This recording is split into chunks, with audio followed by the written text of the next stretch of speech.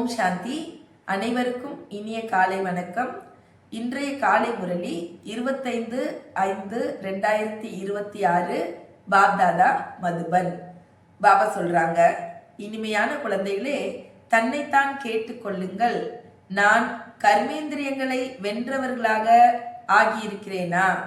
நான் கர்மேந்திரியங்களை வென்றவனாக ஆகியிருக்கிறேனா? எந்த ஒரு கர்மேந்திரியமாவது என்னை ஏமாற்றாமல் இருக்கின்றதா? கேள்வி.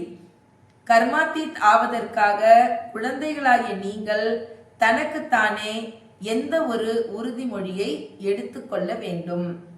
பதில், தனக்குத்தான் உறுதி எடுத்துக்கொள்ளுங்கள். எந்த ஒரு கர்மேந்திரியமும் ஒரு பொழுதும் சஞ்சலமுள்ளதாக ஆக முடியாது. நான் என்னுடைய கர்மேந்திரியங்களை எனது கட்டுப்பாட்டில் வைத்திருக்க வேண்டும். பாபா என்னென்ன கட்டளைகள் கொடுத்துள்ளாரோ அவற்றை நடைமுறைப்படுத்தியே ஆக வேண்டும். பாபா சொல்லியிருக்கிறார், இனிமையான குழந்தைகளே, கர்மாத்தீத் ஆக வேண்டுமானால் எந்த ஒரு கர்மேந்திரியத்தின் மூலமாகவும் விகர்மம் செய்யாதீர்கள். மாயா மிகவும் சக்தி வாய்ந்தது. கண்கள் ஏமாற்றக்கூடியவை. அதனால் தன்னை பாதுகாத்து கொள்ளுங்கள். ஓம் சாந்தி. குழந்தைகளே, ஆத்மாபிமானியாகி அமர்ந்திருக்கிறீர்களா? தன்னைத்தான் கேளுங்கள். ஒவ்வொரு விஷயத்திலும் தனக்குத்தானே கேட்க வேண்டியுள்ளது. இன்னைக்கு பாபா பார்த்தீங்கன்னா பூர்த்தி என்ன சொல்றாரு? ஆத்மாபிமானி ஆகுங்க, கர்மேந்திரியங்கள் மேல கட்டுப்பாடு வைங்க. அதுக்காக என்ன பண்ணுமா? ஃபர்ஸ்ட் தன்னைத்தானே கேட்கணும். நான் ஆத்மாபிமானியா அமர்ந்திருக்கிறேனா? பாபா யுக்தி சொல்றாரு, தன்னைத்தான் கேட்டுக்கொள்ளுங்கள். ஆத்மாபிமானியாகி அமர்ந்திருக்கிறேனா? பாபாவை நினைவு செய்கிறேனா? ஏனென்றால் இது உங்களது ஆன்மீக சேனை. அந்த சேனையிலோ எப்போதுமே இளைஞர்கள் தான் நியமனம் செய்யப்படுகிறார்கள். இந்த சேனையில 14 to 15 வயதினர் உள்ளனர் என்றால் 90 வயது முதியவர்களும் கூட இருக்கிறாங்க. இன்னைக்கு பாபா என்ன சொல்றாரு? செக் பண்ணுங்க, ஆத்மாபிமானியா ஆகுங்க. பாபா உங்களுக்கு இன்னைக்கு ஆன்மீக சேனைன்னு சொல்றாரு. அந்த சேனையில வாலிபர்கள் தான் இருப்பாங்க. ஆனா இந்த சேனையில எல்லா வயசினரும் இருப்பாங்க. சின்ன பிள்ளைங்களும் இருப்பாங்க, ரொம்ப முதியவர்கள், வயதானவர்கள் இல்லையா? நம்ம ஜானகி தாதிலாம் இருந்தாங்க இல்லையா, 106 வயசு. அவங்களும் கடவுளுடைய மாணவர்கள் தானே. எல்லா வயதினரும் இந்த ஆன்மீக சேனையில இருப்பாங்க. பாபா சொல்றாங்க, இந்த சேனை மாயையை வெல்வதற்காக இருக்கிறது இல்லையா? நம்ம யார் கூட சண்டை போட போறது இல்லை. நம்ம மாயை மேல, பலகீனத்தின் மேல நம்ம யுத்தம் செய்யக்கூடியவர்கள். ஒவ்வொருவரும் மாயா மீது வெற்றி பெற்று பாபாவிடமிருந்து எல்லையற்ற ஆஸ்தி பெற வேண்டும். ஏனென்றால் மாயா மிகவும் கொடியது இல்லையா? நம்மளுடைய எதிரி. நம்மளை உயர்ந்த நிலைக்கு கொண்டு போக தடையா இருக்குது.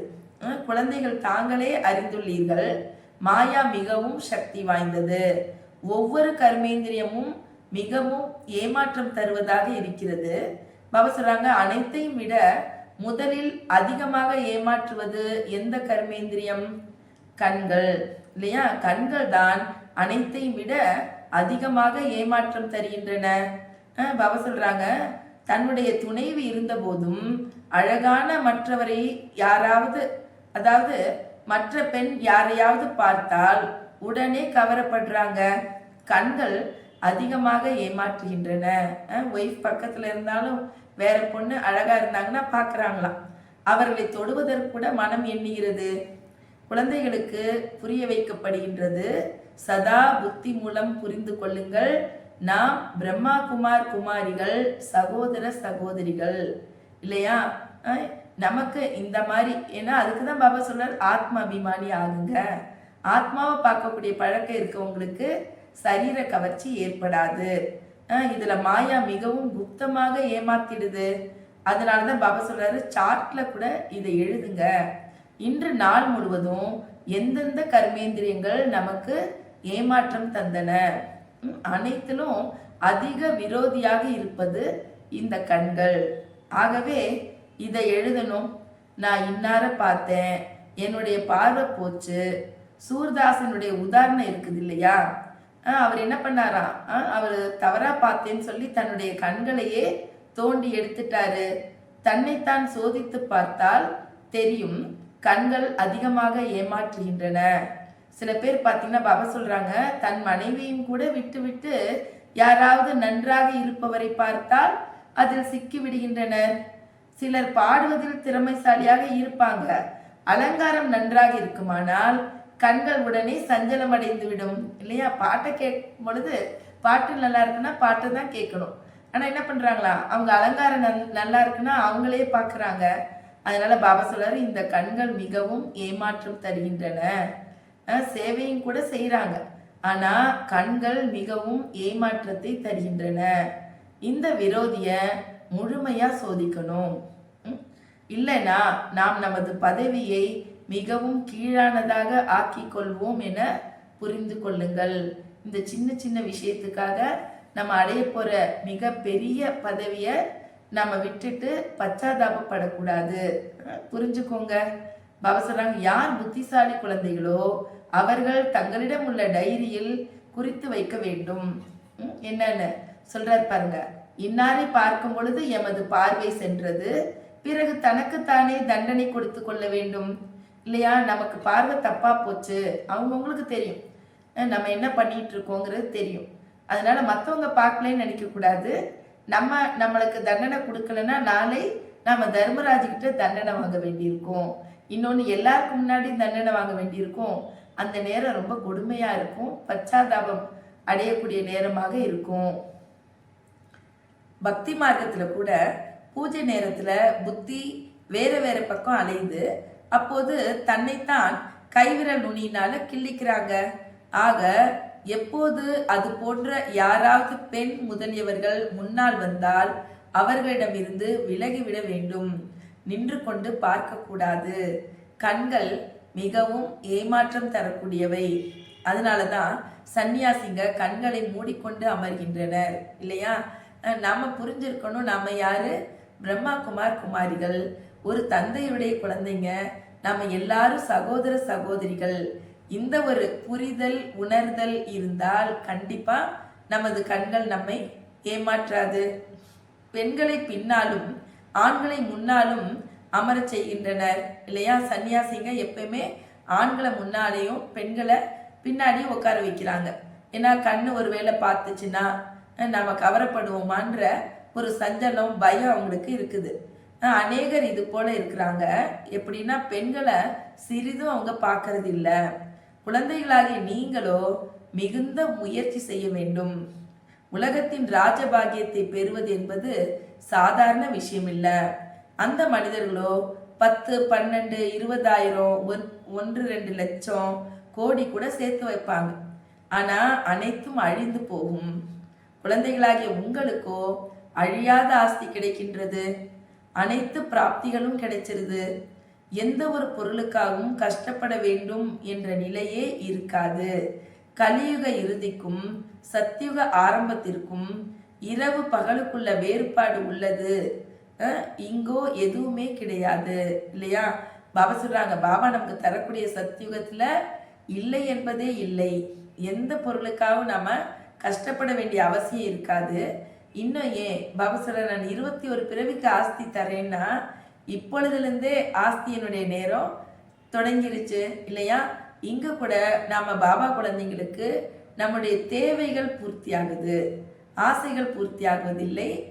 நமக்கு நம்முடைய நியாயமான தேவைகள் இங்க பாபா பூர்த்தி செஞ்சுக்கிட்டே தான் இருக்காரு. இது உங்களுடைய புருஷோத்தம சங்கம யுகம். பாபா சொல்றாங்க, புருஷோத்தம் என்ற சொல்லை அவசியம் எழுத வேண்டும். தெரியும் இல்லையா. புருஷர் என்றால் ஆத்மா. இப்ப ஆத்மா உத்தமமாக வேண்டிய சங்கம யுகம் இது. அதனால கண்டிப்பா புருஷோத்தம்னு எழுதுங்க. மனிதரிலிருந்து தேவதை ஆக்குவதற்கு இறைவனுக்கு அதிக நேரம் பிடிப்பதில்லை. பாபா சொல்றாங்க, நீங்கள் இப்பொழுது பிராமணன் ஆகி இருக்கிறீர்கள்.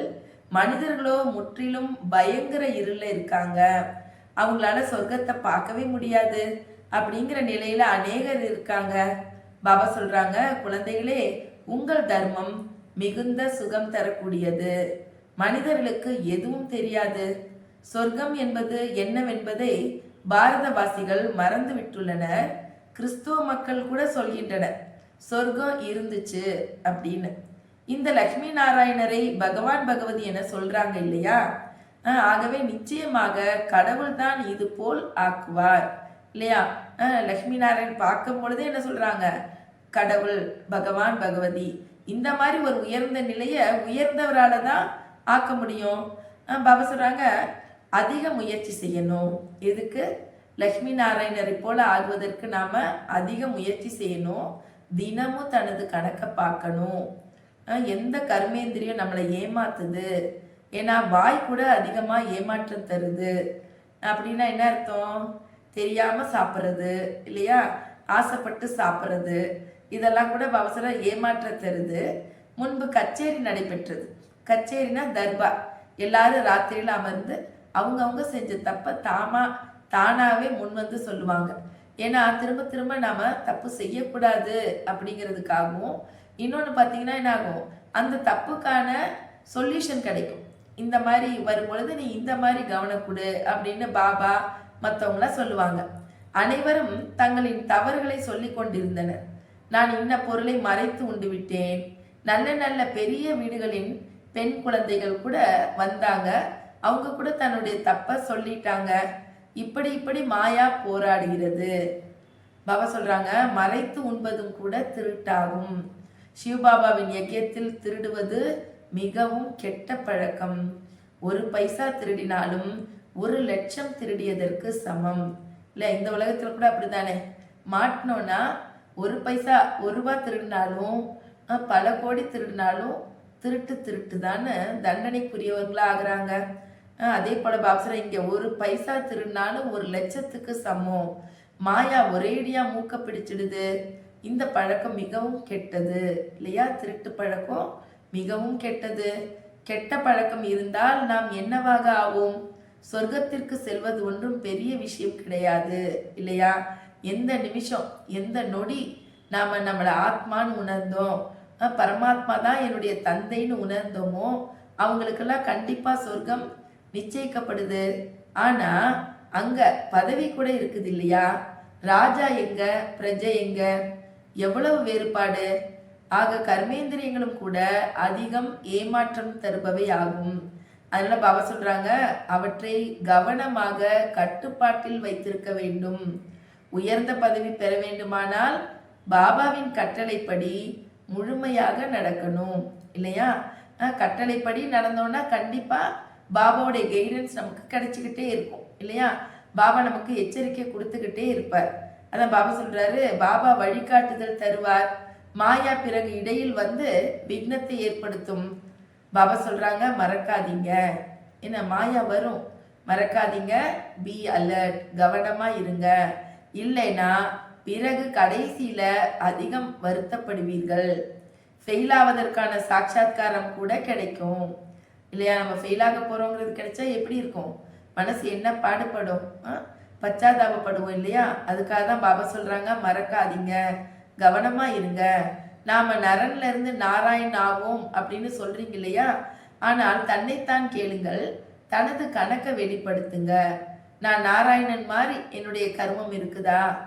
என்னுடைய கணக்கு அந்த மாதிரி உயர்ந்த கணக்கா இருக்குதா? நாராயணன் ஆகிற அளவுக்கு என்னுடைய கணக்கு உயர்ந்ததா இருக்குதா? அநேகருக்கு இதை புரிந்து கொண்டு நடைமுறைப்படுத்துவது கடினமாக உள்ளது.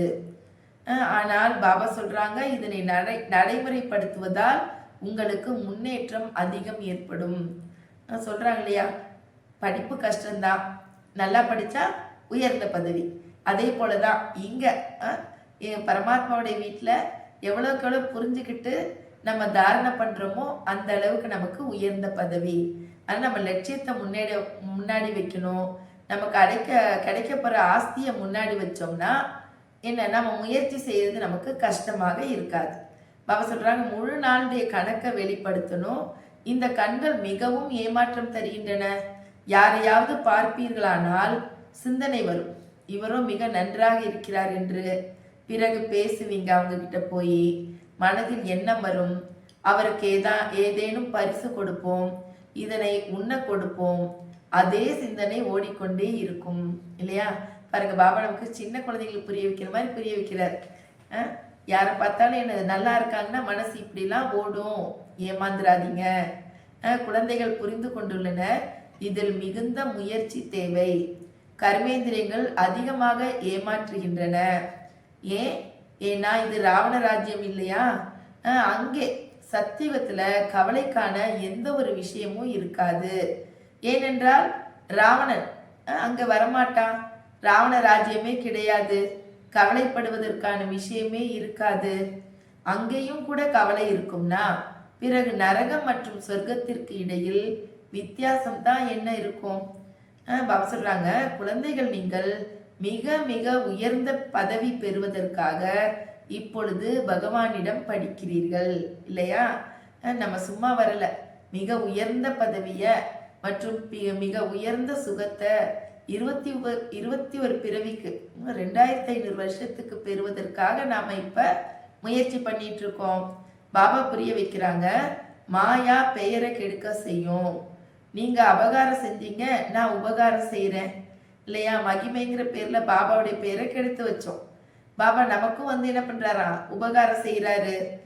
பாபா நீங்கள் தீய பார்வை வைப்பீர்களானால் தனக்குத்தானே நஷ்டம் ஏற்படுத்தி கொள்வீர்கள். பாபா இவ்வளவு சொல்லியும் நாம தேகத்தை பார்க்குற அபியாசம் இன்னும் நாம தொடர்ந்தோம்னா நஷ்டம் நமக்கு தான். அடைய வேண்டிய குறிக்கோள் மிகவும் உயர்வானது. அதனால பாபா சொல்றாங்க, தனது கணக்கை பாருங்கள். எந்த ஒரு விகர்மமும் செய்யவில்லை தானே, யாருக்கும் ஏமாற்றம் கொடுக்கவில்லை தானே அப்படின்னு என்ன பண்ணுமா? செக் பண்ணணும். குறிக்கோளை முன்னாடி வைங்க. தப்பு பண்ணல தானே, யாரையும் நான் ஏமாத்தல தானே இல்லையா? இன்னைக்கு ஏமாத்தினேன்னா நாளைக்கு ஏமாற வேண்டி இருக்கும். அதனால ரொம்ப கவனமா இருங்க. இப்போது நாம விகர்மங்களை வென்றாகணும் இல்லையா? நம்முடைய பாவ கர்மங்களை ஜெயிக்கணும். விகர்மங்களை வென்ற புதிய சகாப்தத்தை பற்றி குழந்தைகளாகிய உங்களை தவிர வேறு யாருக்கும் தெரியாது.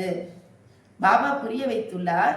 விகர்மங்களை வென்று இப்பொழுது 5000 ஆண்டுகள் ஆகின்றன.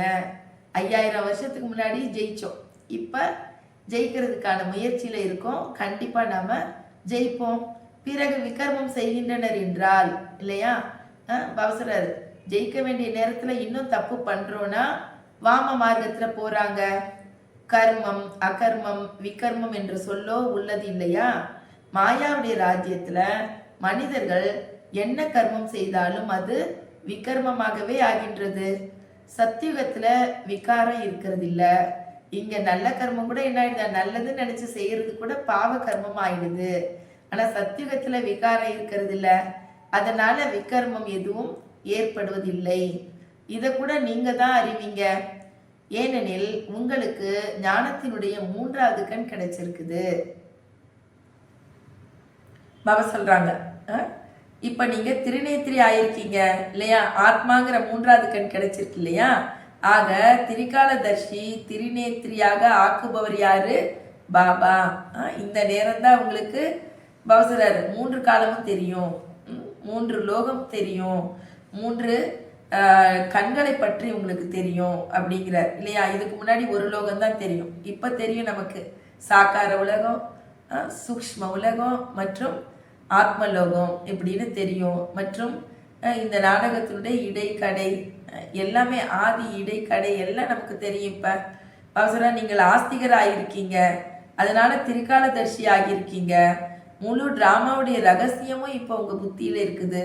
மூலவதனம், ஸ்தூலவதனம், சூக்ஷ்மவதனம், 84 பிறவிகளின் சக்கரம், பிறகு எல்லாம் தெரிஞ்சிருக்கு. மற்ற தர்மங்களும் விருத்தி அடைகின்றன. பாபா சொல்றாங்க, அவங்க ஒன்றும் சத்கதி அடையிறது இல்லை. சத்கதி என்பது என்ன?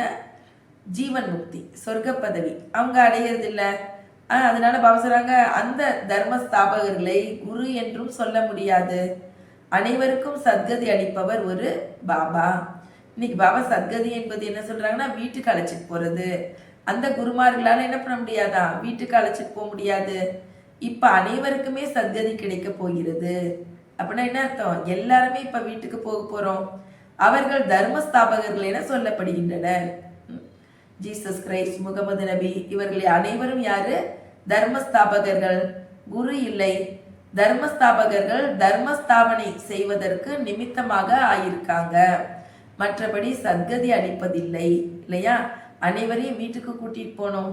ஆனா யாரும் அவங்க இப்ப இல்லை, இருக்கிறாங்க வேற ரூபத்துல. அவர்களை நினைவு செய்வதால் சத்கதி எதுவும் கிடைப்பதில்லை. பாபா சொல்றாங்க, தர்மஸ்தாபகர்களை நினைவு செய்வதன் மூலமாக சத்கதி கிடைக்காது. விகர்மங்கள் விநாசம் ஆகுவதில்லை, அவை அனைத்துமே பக்தியாகும். ஆக பாபா புரிய வைக்கிறாங்க, மாயா மிகவும் கொடியது. மாயான யாரு? ராவணன், பலகீனம், விகர்மம், விகாரம், இது எல்லாமே மாயா.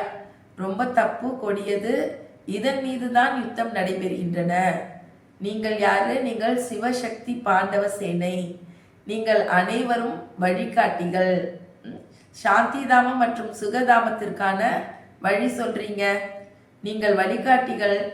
நீங்கள் சொல்கிறீர்கள் பாபாவை நினைவு செய்தால் விகர்மங்கள் விநாசமாகும் இல்லையா? பரமாத்மாவை நினைவு செய்யும் பொழுது பாவ கர்மங்கள் விநாசமாகும். ஆனால் மீண்டும் பாவ கர்மம் செய்தீர்களானால் பாபா இவ்வளோ ஞானம் கொடுத்துட்டாரு, அதுக்கு மேலேயும் நீங்க பாவ கர்மம் செய்தால் 100 மடங்கு பாவமாக ஆகிவிடும். எவ்வளவு முடியுமோ எந்த ஒரு விகர்மமும் செய்யாமல் இருக்க வேண்டும். கர்மேந்திரியங்கள் மிகவும் ஏமாற்றம் தருகின்றன. பாபா ஒவ்வொருவரின் நடத்தை மூலம் புரிந்து கொண்டு விடுகிறார். யார் எப்படிங்கிறத அவங்க நடத்தையை பார்த்தே பாபா புரிஞ்சுக்கிறார். நீங்க எதுவும் சொல்லணுங்கிற அவசியமே இல்லை. குழந்தைகளுக்கு மாயாவுடைய புயல் வருது, ஆண் பெண் என புரிந்து கொள்வதால் தான் புயல் வருகின்றன இல்லையா? ஆத்மான்னு புரிஞ்சுக்கிட்டோம்னா மனசுல புயலோ சஞ்சலமோ வராது. ஆக இந்த கண்கள் மீது எவ்வளவு கட்டுப்பாடு வைக்க வேண்டும். நாமோ சிவபாபாவின் குழந்தைகள். பாபாவிடம் உறுதிமொழி கொடுத்து ராக்கியும் கூட கட்டுகின்றனர். பிறகும் கூட மாயா ஏமாற்றம் தந்து விடுகின்றது. அதன் பிறகு விடுபட முடியாது.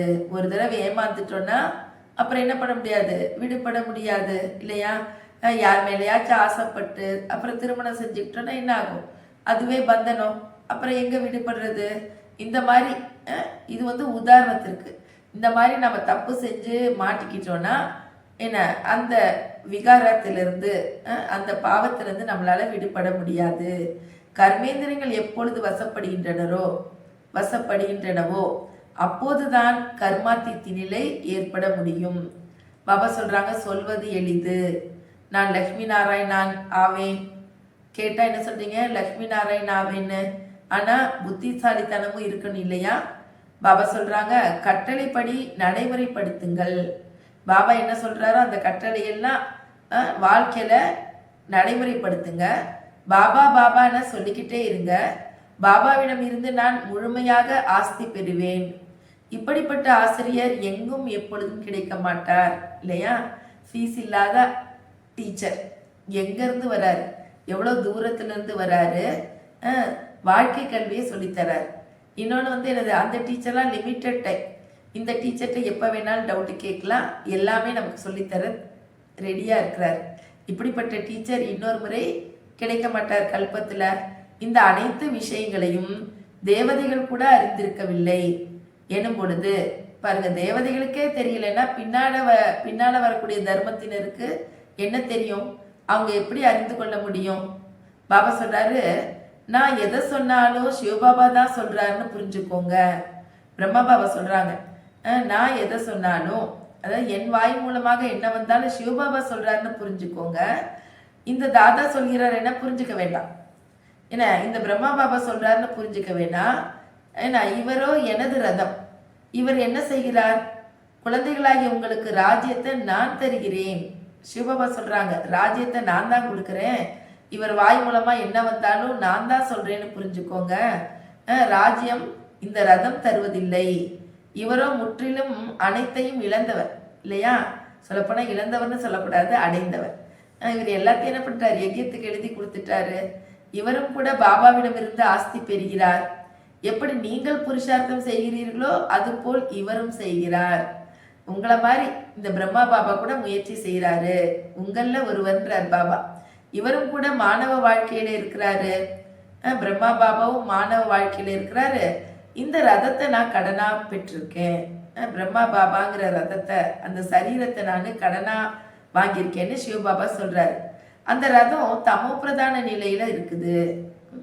நீங்கள் பூஜைக்குரிய தேவதை ஆவதற்காக மனிதரிலிருந்து தேவதை ஆவதற்காக படிக்கிறீங்க இல்லையா? உங்க படிப்பினுடைய லட்சியம் என்ன? பூஜைக்குரிய தேவதையாகணும், மனிதனிலிருந்து தேவதையாகணும். யாருடைய அதிர்ஷ்டத்திலாவது இல்லை என்றால் என்ன சொல்றாங்க? எனக்கோ சந்தேகம் இருக்குது. சிவபாபா எப்படி பாடம் சொல்லித்தராரு? என்னால் இதை புரிஞ்சுக்க முடியல, தந்தையை நினைவு செய்ய முடியல அப்படிங்கிறாங்க.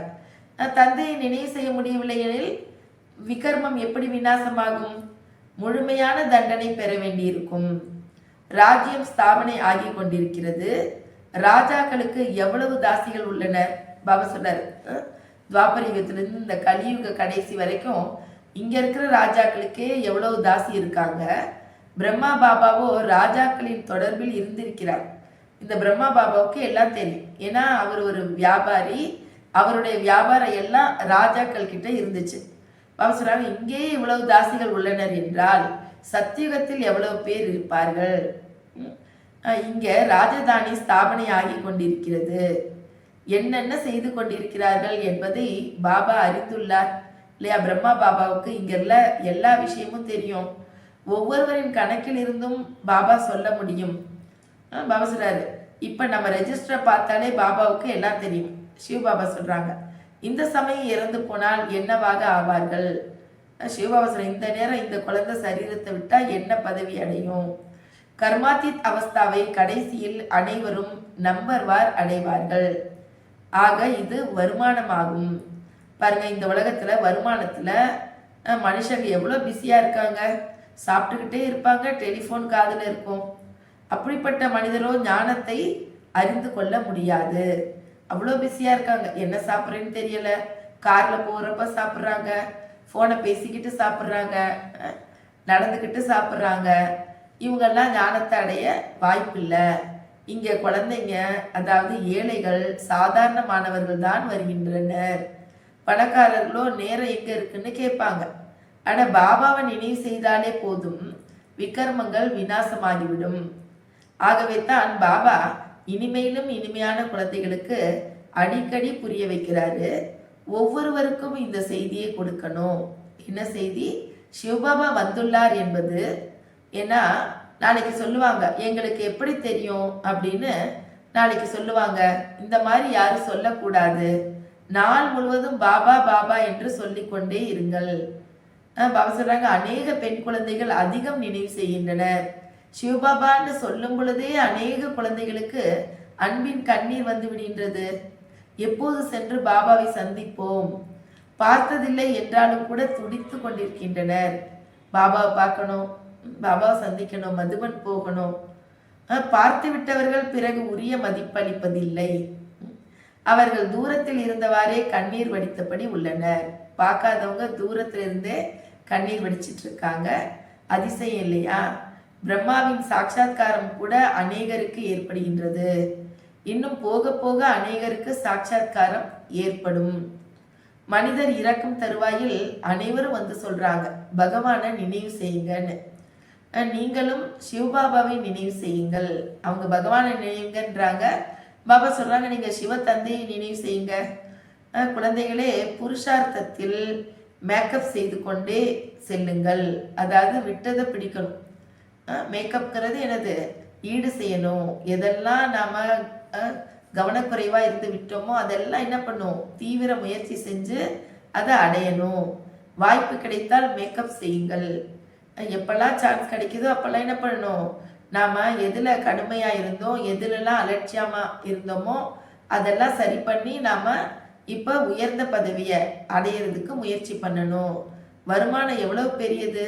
ஒரு சிலரோ இப்படியும் இருக்காங்க. எவ்வளவுதான் புரிய வச்சாலும் கூட அவங்க புத்தியில பதியறது இல்லை. பாபா சொல்றாங்க, அது போல ஆகக்கூடாது. தனக்குத்தானே நன்மை செய்து கொள்ளுங்கள்.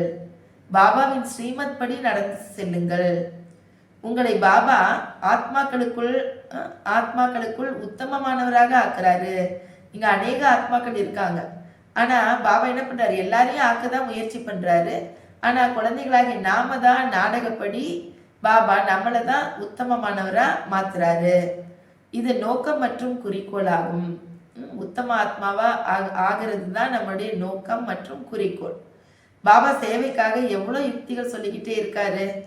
செய்தியோ அனைவருக்கும் கொடுக்கணும். இவர்களோ உண்மையைத்தான் சொல்கின்றனர் என அவர்கள் புரிந்து கொள்ளணும். இந்த யுத்தத்தின் மூலம்தான் குறிப்பாக பாரதத்தில், பொதுவாக உலகத்தில் சுகம் சாந்தி ஏற்படுகின்றது. அதனால யுத்தம் நன்மைக்கே. யுத்தத்தின் மூலம் சுகம் சாந்தி ஏற்படும். இது போன்ற துண்டு பிரசுரங்கள் அனைத்து மொழிகளிலும் அச்சிடப்பட வேண்டும். பாபா சொல்ற எல்லா லாங்குவேஜ்லையும் நோட்டீஸ் பிரிண்ட் பண்ணணும். பாரதம் எவ்வளவு பெரியது, இந்த செய்தியை ஒவ்வொருவருக்கும் தெரியப்படுத்தணும் இல்லையா? அதனால துண்டு பிரச்சாரத்தின் மூலமாக, டிவி மூலமா, இப்போ எவ்வளவோ டெக்னாலஜி வந்துருச்சு. அனைத்தின் மூலமாக ஒவ்வொருவருக்கும் இந்த செய்தியை தெரியப்படுத்தணும். எங்களுக்கு தெரியவே தெரியாதுன்னு யாரும் சொல்லிடக்கூடாது. நீங்கள் சொல்வீர்கள், அட ஏரோப்ளைனில் இருந்து நோட்டீஸ்களை போட்டோம், செய்தித்தாள்களில் வெளியிட்டோம், நீங்கள் தூக்கத்தில் இருந்து விழித்தெழவில்லை. இப்படி கூட காட்டப்பட்டிருக்கு இல்லையா? அந்த மாதிரி காட்டப்பட்டிருக்குன்னா இப்போ நம்ம அந்த மாதிரி சேவை செய்யணும். அவங்க நம்ம மேலே குறையா கை காட்டினாலும் நாம நிரூபணம் காட்டணும். நல்லது. இனிமையிலும் இனிமையான தேடி கண்டெடுக்கப்பட்ட செல்ல குழந்தைகளுக்கு தாயும் தந்தையுமாகிய பாப் தாதாவின் அன்பு நினைவு மற்றும் காலை வணக்கம். ஆன்மீக குழந்தைகளுக்கு ஆன்மீக தந்தையின் நமஸ்தே. ஆன்மீக தந்தைக்கு ஆன்மீக குழந்தைகளின் அன்பு நினைவுகள் மற்றும் நமஸ்காரம், காலை வணக்கம். தாரணைக்கான முக்கிய சாரம்: 1. தன்னிடம் என்னென்ன கெட்ட பழக்கங்கள் உள்ளனவோ அவற்றை வெளியேற்றுவதற்கு முயற்சி செய்ய வேண்டும் இல்லையா? இதுதான் சமயம். நம்மளை நாமளே திருத்திக்க வேண்டிய நேரம். தனது உண்மையிலும் உண்மையான தினசரி கணக்கு வழக்க வைக்கணும். 2வது பாயிண்ட், பாபாவின் பெயரை கெடுக்கின்ற மாதிரி அப்படி எந்த ஒரு கர்மத்தையும் செய்துவிடக் கூடாது. ரொம்ப கவனம் வைக்கணும். பாபா பேர் கெடுற மாதிரி எந்த கர்மமும் செய்துவிடக்கூடாது. தனது முன்னேற்றத்திற்கான சிந்தனை வைக்க வேண்டும். சிறிதும் தீய பார்வை என்பது இருக்கக்கூடாது. வரதானம்: ஸ்தூலம் மற்றும் சூட்சுமத்திலும் ஒவ்வொரு கட்டளையையும் கடைபிடிக்கக்கூடிய முழுமையான கட்டளைக்கு கீழ்ப்படிந்தவர் ஆகுக. ஸ்தூல கட்டளைகளை பின்பற்றும் சக்தி எந்த குழந்தைக்கு இருக்கும் என்றால், யார் சூக்ஷ்ம கட்டளைகளை பின்பற்றுபவர்களாக இருக்கிறாரோ அவருக்கே இருக்கும். சதா நினைவில் இருங்கள் மற்றும் மனம், சொல், செயலில் தூய்மையாக இருங்கள். எண்ணத்திலும் கூட அசுத்தம் அல்லது தூய்மையின்மை இருக்கக்கூடாது. ஒருவேளை ஏதேனும் எண்ணங்களில் பழைய அசுத்தமான சம்ஸ்காரங்கள் வந்தால் அது சம்பூர்ண வைஷ்ணவம், சம்பூர்ண தூய்மை என்று சொல்ல முடியாது. ஆகவே எந்த ஒரு எண்ணமும் கட்டளைக்கு எதிராக இல்லாமல் இருப்பது, அப்பொழுதுதான் முழுமையான கட்டளைக்கு கீழ்ப்படிந்தவர் என்று சொல்லலாம். ஸ்லோகன்: பாபாவை தெரிந்து கொண்டு இதயத்திலிருந்து பாபா என்று கூறுவது, இதுதான் மிக பெரிய விசேஷ தன்மை. பாபாவை தெரிஞ்சுக்கிட்டு இதயத்திலிருந்து பாபான்னு சொல்றது தான் மிக பெரிய விசேஷ தன்மை. நல்லது. ஓம் சாந்தி.